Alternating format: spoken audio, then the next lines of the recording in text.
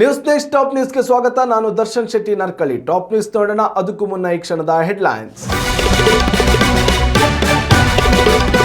ಇಂದು ಕಾಂಗ್ರೆಸ್ನಿಂದ ಕಾರ್ಯಕಾರಿ ಸಮಿತಿ ಸಭೆ. ನರೇಗಾ ಹೆಸರು ಬದಲಾವಣೆ ಕುರಿತಂತೆ ಮಹತ್ವದ ಚರ್ಚೆ. ಸಿದ್ದರಾಮಯ್ಯ ಸೇರಿದಂತೆ ಹಲವರ ಅಭಿಪ್ರಾಯ ಸಂಗ್ರಹ. ಅಸೆಂಬ್ಲಿ ಲೋಕಸಭಾ ಚುನಾವಣೆಗೆ ಮಾತ್ರ ಜೆಡಿಎಸ್ ಬಿಜೆಪಿ ಮೈತ್ರಿ. ಲೋಕಲ್ ಎಲೆಕ್ಷನ್ಗಳಲ್ಲಿ ಇರಲ್ಲ ದೋಸ್ತಿ. ಬಿಎಸ್ವೈ ಹೇಳಿಕೆ ಬೆನ್ನಲ್ಲೇ ಎಚ್ಡಿ ದೇವೇಗೌಡ ಮಹತ್ವದ ಘೋಷಣೆ. ರಾಜ್ಯದಲ್ಲಿ ಮುಂದುವರಿದ ಚುಮು ಚಳಿ. ಉತ್ತರ ಕರ್ನಾಟಕದ ಕೆಲ ಜಿಲ್ಲೆಗಳಲ್ಲಿ ಯೆಲ್ಲೋ ಅಲರ್ಟ್. ರಾಜ್ಯ ರಾಜಧಾನಿಯಲ್ಲಿ ಮಂಜು ಕವಿದ ವಾತಾವರಣ.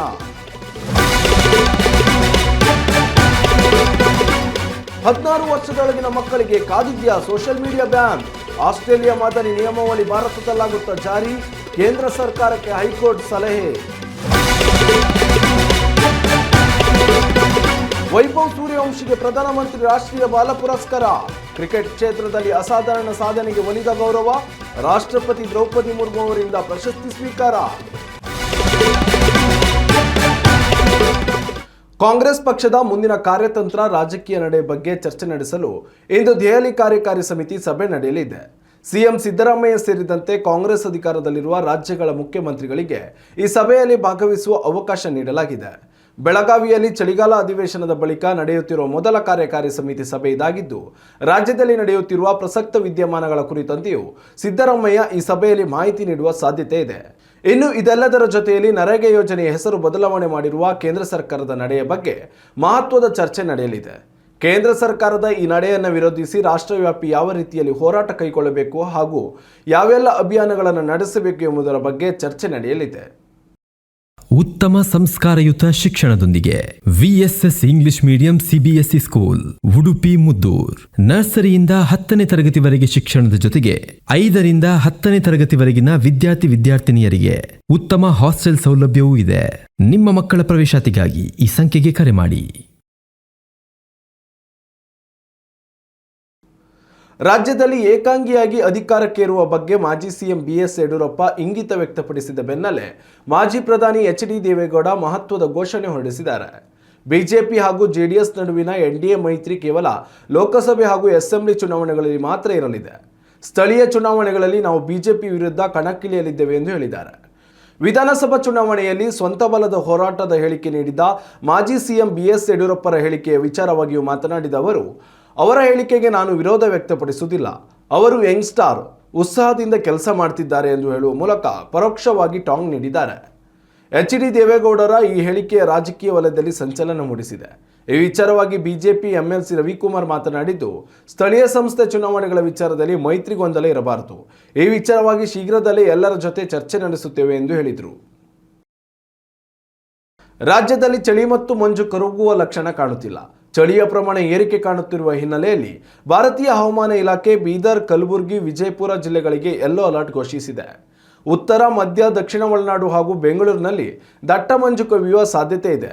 ಬೆಂಗಳೂರಿನಲ್ಲಿ ಕನಿಷ್ಠ ತಾಪಮಾನವು 15 ಡಿಗ್ರಿ ಸೆಲ್ಸಿಯಸ್ ಆಗುವ ನಿರೀಕ್ಷೆ ಇದ್ದರೆ ಗರಿಷ್ಠ ತಾಪಮಾನವು 28 ಡಿಗ್ರಿ ಸೆಲ್ಸಿಯಸ್ ತಲುಪಬಹುದು ಎಂದು ಅಂದಾಜಿಸಲಾಗಿದೆ. ಮುಂದಿನ 2 ದಿನಗಳಲ್ಲಿ ತಮಿಳುನಾಡಿನ ಒಂದೆರಡು ಕಡೆಗಳಲ್ಲಿ ಮಳೆಯಾಗಲಿದೆ ಎನ್ನಲಾಗಿದೆ. ಉತ್ತರ ಕರ್ನಾಟಕದ ಹಲವು ಜಿಲ್ಲೆಗಳಲ್ಲಿ ಶೀತಗಾಳಿ ಇರಲಿದ್ದು, ಕರಾವಳಿಯಲ್ಲಿ ಮೋಡ ಕವಿದ ವಾತಾವರಣ ಇದ್ದರೂ ಮಳೆಯ ಸಾಧ್ಯತೆ ಕಡಿಮೆ ಎಂದು ಹವಾಮಾನ ಇಲಾಖೆ ತಿಳಿಸಿದೆ. ಬೆಳಗಾವಿ, ಬಾಗಲಕೋಟೆ, ಬಳ್ಳಾರಿ, ವಿಜಯನಗರ, ಯಾದಗಿರಿ, ರಾಯಚೂರು, ಗದಗ, ಧಾರವಾಡ, ಹಾವೇರಿ ಮತ್ತು ಕೊಪ್ಪಳದಲ್ಲಿ ಸಾಧಾರಣ ಚಳಿ ಇರಲಿದೆ. ಉತ್ತಮ ಸಂಸ್ಕಾರಯುತ ಶಿಕ್ಷಣದೊಂದಿಗೆ VSS English medium CBSE school Udupi Muddur. ನರ್ಸರಿಯಿಂದ 10ನೇ ತರಗತಿವರೆಗೆ ಶಿಕ್ಷಣದ ಜೊತೆಗೆ 5ರಿಂದ 10ನೇ ತರಗತಿವರೆಗಿನ ವಿದ್ಯಾರ್ಥಿನಿಯರಿಗೆ ಉತ್ತಮ ಹಾಸ್ಟೆಲ್ ಸೌಲಭ್ಯವೂ ಇದೆ. ನಿಮ್ಮ ಮಕ್ಕಳ ಪ್ರವೇಶಾತಿಗಾಗಿ ಈ ಸಂಖ್ಯೆಗೆ ಕರೆ ಮಾಡಿ. ಆಸ್ಟ್ರೇಲಿಯಾದಲ್ಲಿ 16 ವರ್ಷದೊಳಗಿನ ಮಕ್ಕಳಿಗೆ ಸೋಷಿಯಲ್ ಮೀಡಿಯಾ ಬಳಕೆ ನಿರ್ಬಂಧ ಹೇರುವ ನಿರ್ಧಾರ ವ್ಯಾಪಕ ಮೆಚ್ಚುಗೆಗೆ ಪಾತ್ರವಾಗ್ತಿದೆ. ಈ ಹಿನ್ನೆಲೆಯಲ್ಲಿ ಭಾರತದಲ್ಲಿಯೂ ಇದೇ ಮಾದರಿಯ ಕಾನೂನು ಜಾರಿಗೆ ತರುವಂತೆ ಕೇಂದ್ರ ಸರ್ಕಾರಕ್ಕೆ ಮದ್ರಾಸ್ ಹೈಕೋರ್ಟ್ ಸಲಹೆ ನೀಡಿದೆ. ಹದಿಹರೆಯದ ವಯಸ್ಸಿನಲ್ಲಿ ತೀರಾ ಸೋಷಿಯಲ್ ಮೀಡಿಯಾ ಬಳಕೆ ಒಳ್ಳೆಯದಲ್ಲ. ಅಶ್ಲೀಲ ವಿಷಯಗಳ ಕಡೆ ಈ ಪ್ರಾಯದವರು ಹೆಚ್ಚು ಒಲವು ತೋರುತ್ತಿರುವುದು ಆಘಾತಕಾರಿ ವಿಚಾರ.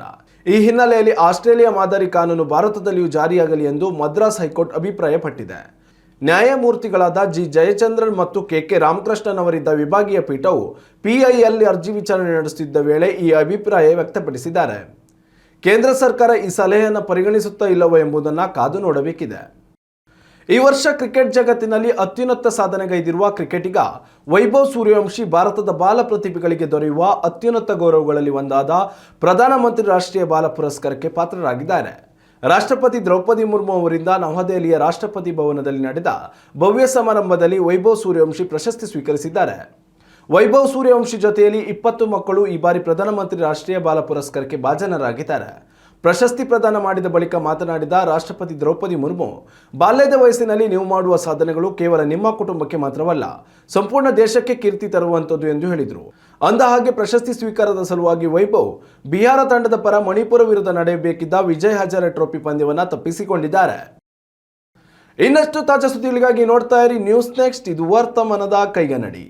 ಉತ್ತಮ ಸಂಸ್ಕಾರಯುತ ಶಿಕ್ಷಣದೊಂದಿಗೆ VSS English medium CBSE school Udupi Muddur. ನರ್ಸರಿಯಿಂದ 10ನೇ ತರಗತಿವರೆಗೆ ಶಿಕ್ಷಣದ ಜೊತೆಗೆ 5ರಿಂದ 10ನೇ ತರಗತಿವರೆಗಿನ ವಿದ್ಯಾರ್ಥಿನಿಯರಿಗೆ ಉತ್ತಮ ಹಾಸ್ಟೆಲ್ ಸೌಲಭ್ಯವೂ ಇದೆ. ನಿಮ್ಮ ಮಕ್ಕಳ ಪ್ರವೇಶಾತಿಗಾಗಿ ಈ ಸಂಖ್ಯೆಗೆ ಕರೆ ಮಾಡಿ.